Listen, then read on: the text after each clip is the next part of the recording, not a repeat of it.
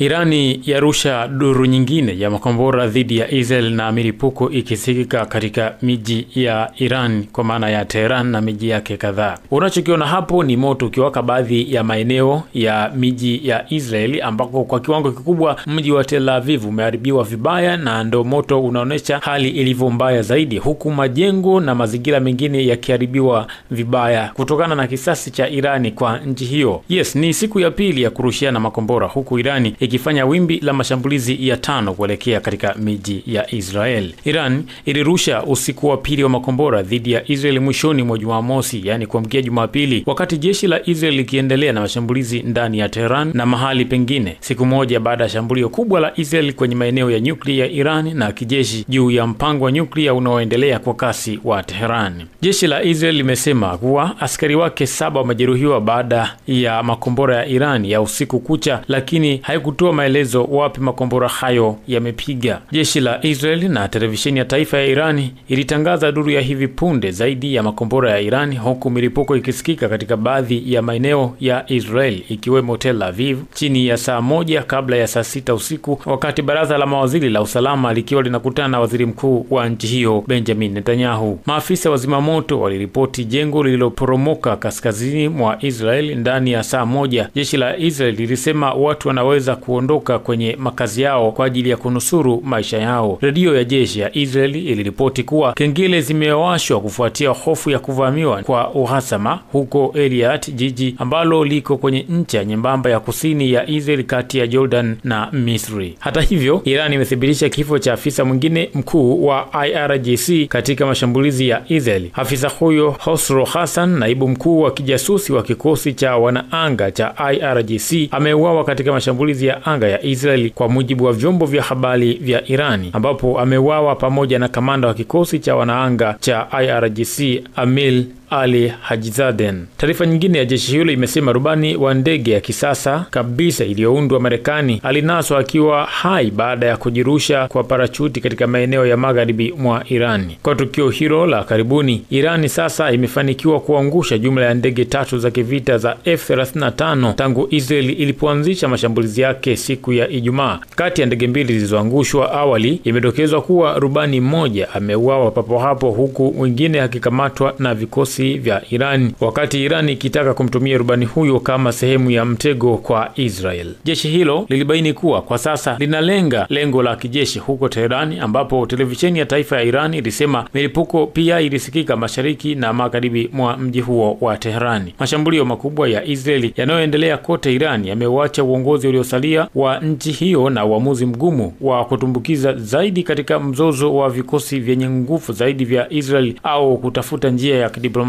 kwa ajili ya kutatua mgogoro unaoendelea. Wakati huo taarifa zinaeleza kwamba Israel inajaribu kupiga kila mahali sasa nchini Iran, ikiwa ni ujumbe kwa taasisi za Iran kwamba mkono mrefu unaweza kufikia kila mahali bila kujua sifa za walengwa. Waziri wa mambo ya nje wa Oman Badri Al-Busaid amesema kwenye mtandao wa kijamii kuwa duru ya 6 mazungumzo yasiyo ya moja kwa moja siku ya Jumapili kuhusu mpango wa nyuklia wa Iran haitafanyika. Amenukuliwa akisema, tunasalia kujitolea kwa mazungumzo na tunatumai wa Irani watakuja mezani hivi karibuni. Afisa mkuu wa Marekani amesema, akizungumza kwa sharti la kutotajwa jina kidiplomasia, akiwataka Irani kwenda kwenye mazungumzo ya moja kwa moja kuhusiana na mpango wa kusitisha urudufishaji wa nyuklia. Nao viongozi wa ulimwengu wametoa wito wa haraka kupunguza na kuzuia vita vya pande zote. Mashambulizi kwenye maeneo ya nyuklia yamewekwa mfano wa hatari. Waziri wa mambo ya nje wa China amesema eneo hilo tayari liko kwenye makali, huku Israel ikifanya msukumo mpya wa kuliondoa kundi la wanamgambo linaloungwa mkono na Irani la Hamas huko Gaza baada ya miezi 20 ya mapigano kwa ajili ya kwenda kuisaidia Israel kupambana na Iran. Kwa upande wake, waziri mkuu wa Uingereza Keir Starmer amezungumza na mwana wa mfalme wa Saudi Arabia Mohammed bin Salmani katika juhudi za hivi punde za viongozi wa dunia kuangazia jibu la mzozo huo. Ofisi ya waziri mkuu imesema katika taarifa kwamba viongozi hao wawili wamejadili hali ya umakini katika Mashariki ya Kati na kukubaliana juu ya hitaji la kudorora. Uingereza iko tayari kufanya kazi kwa karibu na washirika wake katika siku zijazo ili kupata azimio la kidiplomasia, taarifa hiyo imeeleza. Kwa upande wake, rais wa Uturuki Recep Tayyip Erdogan amemwambia rais wa Marekani Donald Trump kwa njia ya simu kwamba Uturuki inaona mazungumzo ya nyuklia ndiyo njia pekee ya kutatua mzozo kati ya Israel na Iran, ofisi ya Erdogan imeeleza. Kwa mujibu wa taarifa ya ofisi yake, Erdogan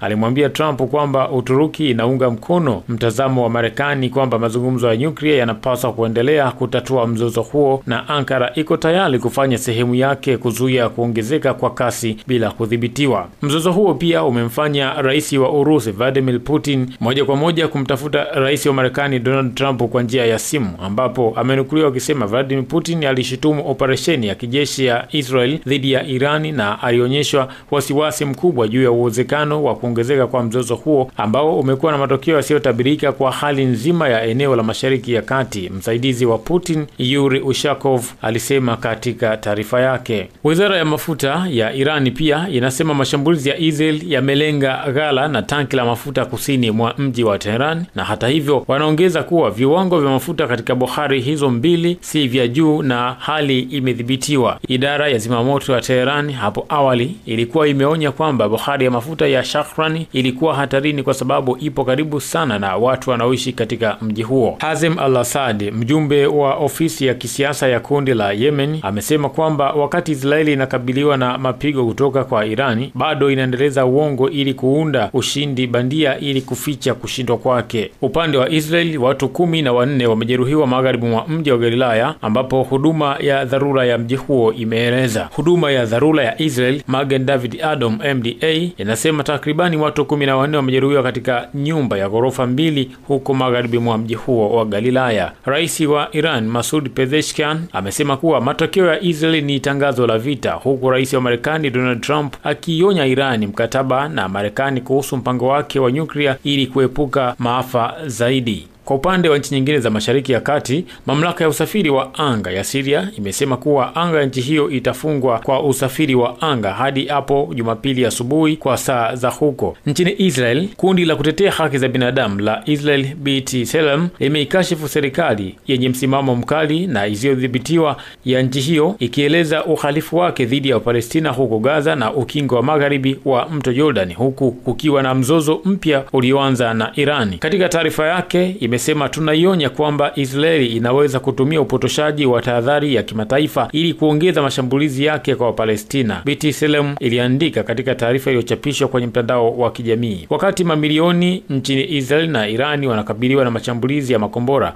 Wapalestina wengi ndani ya Israeli, ukingo wa magharibi na Yerusalemu hawana ulinzi, huku jumuiya zao zikikosa makazi. Kwa upande wake, Jordan imesitisha anga yake kwa safari za ndege za kibiashara hadi ilani nyingine kutokana na majibizano ya sasa ya moto kati ya Israel na Iran, kwa mujibu wa shirika la habari la taifa la nchi hiyo. Wakati mashambulizi ya kulipiza kisasi ya Iran na Israel yakiwa yanaendelea, makombora na ndege zisizo na rubani zilionekana zikivuka anga ya Jordan na kusababisha nchi hiyo kufunga anga yake kwa muda kwa ajili ya kudhibiti ndege kuingia ama kutoka ndani ya nchi hiyo. Huku hayo yakiarifiwa, Baraza la Usalama la Umoja wa Mataifa linatarajiwa kukutana kwa dharura kujadili shambulizi hilo, huku miito ikiendelea kutolewa kwa pande hizo mbili kujizuia na hatua zinazoweza kuchochea vita zaidi na kuliteketeza eneo zima la Mashariki ya Kati. Jordan, Pakistani, Umoja wa Falme za Kiarabu, Ujerumani na Uingereza ni miongoni mwa mataifa yaliyotaka juhudi za kidiplomasia kupoza kitisho cha usalama katika eneo hilo. Shirika la kimataifa la kudhibiti nishati ya atomiki IAEA linapanga kukutana wiki ijayo na bodi ya magavana wake mjini Vienna kufuatia ombi la Iran kutokana na shambulizi lililofanywa leo. Bodi hiyo awali ilikosoa Iran kutoshirikiana na wakaguzi wake katika ukaguzi wa vinu vyake vya nyuklia. Kwa upande wake, kiongozi wa kanisa Katoliki duniani Papa Leo wa 14 ametoa wito kwa Israeli na Iran kuonyesha hali ya uwajibikaji katika matendo yao wakati mzozo kati ya masimu hao wawili ukizidi kufukuta. Katika taarifa yake aliyoitoa Jumamosi, kiongozi huyo wa kanisa Katoliki duniani amesema hali nchini Iran na Israeli imezorota sana katika wakati ulio mgumu. Papa Leo ameongeza kuwa jukumu la kujenga dunia iliyo salama isiyo na kitisho cha nyuklia ni lazima ifanyike kwa kwa njia ya mikutano na mazungumzo, na kwamba hakuna mtu anapaswa kutishia uwepo wa mwingine. Hii ni Msasa Media, Msasa kisasa zaidi.